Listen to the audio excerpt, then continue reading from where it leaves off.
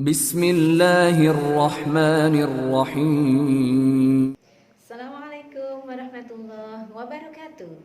Halo anak-anak, apa kabar hari ini? Semoga selalu sehat walafiat. Amin. Ketemu lagi dengan Ustazah Kulsum dalam mata pelajaran Quran Hadis. Ya, Ustazah mau sapa dulu nih teman-teman. Apa kabarnya di rumah? Oke? Mana di mana anak solih-solihah, anak-anak solihah ada di sekolah kami. Mana di mana anak-anak hebat, anak-anak hebat ada di sekolah kami. Ia pandai mengaji, ia pandai menghafal, ia rajin belajar membantu orang tua. Alhamdulillah, hari ini kita bersyukur kepada Allah telah dipertemukan kembali dalam kegiatan pembelajaran Quran dan Hadis. Sebelumnya mari kita berdoa terlebih dahulu. A'udzubillahi minasyaitonirrajim. Bismillahirrahmanirrahim. Rabbi zidni ilma warzuqni fahma. Amin. Nah, anak-anak sudah siap? Baik. Dalam kesempatan ini kita akan belajar bersama tentang hadis kebaikan dan dosa. Untuk itu, Ustazah jelaskan tujuan pembelajaran kita hari ini. Yang pertama adalah membaca atau melafalkan hadis kebaikan dan dosa. Yang kedua, kita akan menghafal hadis kebaikan dan dosa. Kemudian yang ketiga, memahami isi hadis kebaikan dan dosa. Anak-anak, tahukah kalian bahwasanya Allah menciptakan manusia di dunia untuk beribadah? Sesuai dengan firman Allah surat Al-Zariyat ayat 56 yang berbunyi, A'udzubillahi minasyaitonirrajim. Bismillahirrahmanirrahim. Wa ma khalaqtul jinna wal insa illa liya'budun. Artinya, aku tidak menciptakan jin dan manusia kecuali untuk beribadah kepadaku. Nah, dari firman tersebut, hakikat manusia atau dasar manusia adalah diciptakan Allah untuk beribadah, untuk menyembah kepadanya. Nah, melalui siapa? Melalui para nabi dan rasul yang diutus untuk menyampaikan tentang kebaikan dan keburukan. Maka jika kita melakukan kebaikan, kebajikan, maka Allah akan berikan pahala kebaikan dan kebajikan pula.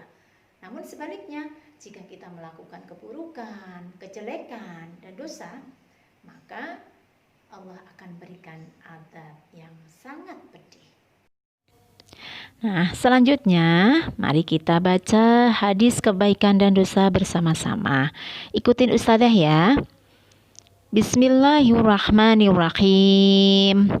An-Nawas bin Sam'ani radhiyallahu anhu anin Nabi sallallahu alaihi wasallam qala al-birru husnul khuluqi wal ithmu ma haka fi nafsika wa karihta ayyatani alaihin nas. Rawahul Muslim. Artinya, dari An-Nawas bin Sam'an radhiyallahu anhu, dari Nabi sallallahu alaihi wasallam, beliau bersabda, kebajikan itu keluhuran akhlak, sedang dosa adalah apa-apa yang dirimu merasa ragu-ragu dan kamu tidak suka jika orang lain mengetahuinya. Hadis riwayat Muslim. Kemudian kita akan menerjemahkan kata per kata. Jadi cara menghafalkannya anak-anak, kita membaca kata per kata dulu, kemudian dilanjutkan setiap baris dibaca. Misalkan baris pertama dibaca 3 kali, kemudian baris kedua dibaca 3 kali, dan seterusnya. Baik, kita mulai menerjemahkan kata per kata. Simak ya. Bismillahirrahmanirrahim. An-Nawasi, dari An-Nawas, qol berkata, Ibni Sam'an, putra Sam'an, Albirru, kebaikan itu, husnul khuluqi, akhlak yang baik.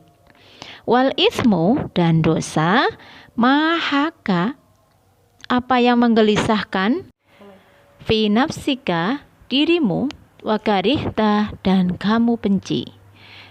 Ayyatoli'a, terlihat, alaihin nas, manusia. Kemudian Ustazah akan menjelaskan tentang isi hadis kebaikan dan dosa. Nah, hadis kebaikan dan dosa ini termasuk dalam hadis An-Nawawi nomor 27. Hadis Arba'in An-Nawawi nomor 27. Apa isi hadis tersebut? Yang pertama, isi hadis kebaikan dan dosa adalah kebaikan. Anak-anakku, ayo kita amati gambar berikut ini. Gambar apakah ini? Gambar A, gambar B, gambar C, dan gambar D. Ayo, gambar apa? Mana yang merupakan kebaikan? Pinter. Ya, A dan B adalah gambar kebaikan. A membantu temannya yang tidak sengaja jatuh dari sepeda. Kemudian yang B membantu orang tua. Nah, siapa yang suka membantu orang tuanya di rumah? Hebat. Ya, kemudian yang C, tuh gambarnya orang mabuk-mabukan. Jauhi ya, tidak baik. Ya, minum minuman keras dan lain sebagainya. Itu hal keburukan atau dosa. Kemudian yang D adalah mencontek. No, tidak mencontek. Apapun hasil kalian akan Ustazah apresiasi dan mulia di hadapan Allah daripada nilainya 100 tapi mencontek. Nah, contohnya apa lagi selain yang digambar? Banyak sekali anak-anak. Contoh-contoh kebaikan yang Allah dan Rasulnya ajarkan kepada kita semua. Contoh, sholat fardu. Nah, siapa yang masih bolong-bolong sholatnya? Tidak ada, hebat ya. Kemudian puasa Ramadan, puasa sunnah, kemudian bersedekah, berkata yang jujur, menuntut ilmu, banyak sekali. Yang kedua, isi hadis kebaikan dan dosa yang kedua adalah orang yang melakukan kebaikan itu akan mendapatkan ketenangan hati. Artinya apa? Bahwa manusia dilahirkan di dunia ini dalam keadaan fitrah, suci, bersih. Maka ketika kita mengamalkan syariat-syariat Islam, akan tentram hati, akan tenang jiwa kita. Bisa membantu sesamanya. Nah, yang ketiga adalah Allah membenci perbuatan dosa. Apa itu dosa? Dosa artinya maksiat. Jadi perbuatan dosa adalah seluruh perbuatan yang dilarang oleh Allah dan sunnah Rasulullah. Contohnya apa? Durhaka kepada orang tua, meninggalkan sholat. Nah, siapa yang sering meninggalkan sholat? Nah, kemudian yang ketiga berkata kotor, membentak orang tua, menolak kalau dimintain tolong orang tua, tidak menghormati guru, dan lain sebagainya. Yang keempat, yaitu isi dari hadis kebaikan dan dosa adalah ada 2 ciri perbuatan dosa. Yang pertama, perbuatan dosa yang membuat hati gelisah pelakunya. Contohnya apa? Contohnya berbohong. Nah, contoh nih, misalkan di sekolah tadi ditanya sudah mengerjakan PR belum?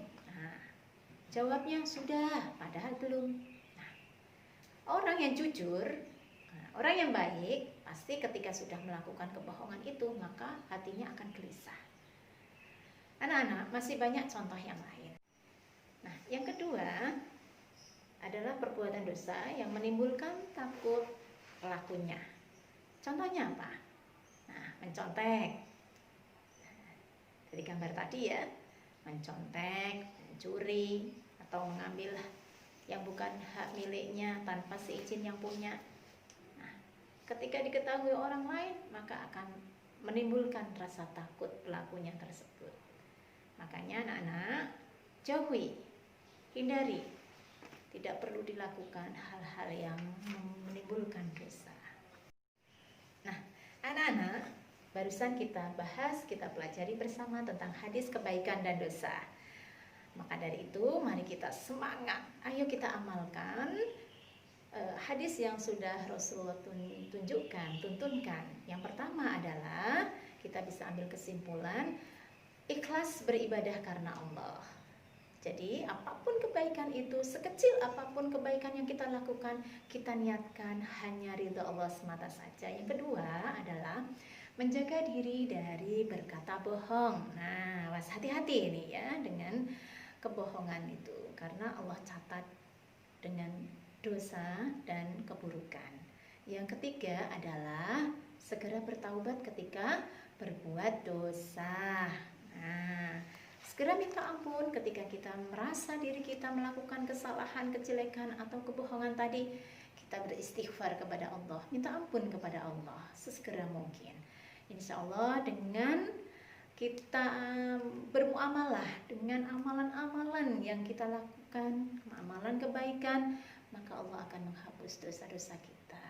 Nah, semoga bisa dipraktekkan dalam kehidupan sehari-hari, bisa kita amalkan dalam kehidupan sehari-hari, di dalam rumah, di sekolah, maupun dimanapun berada.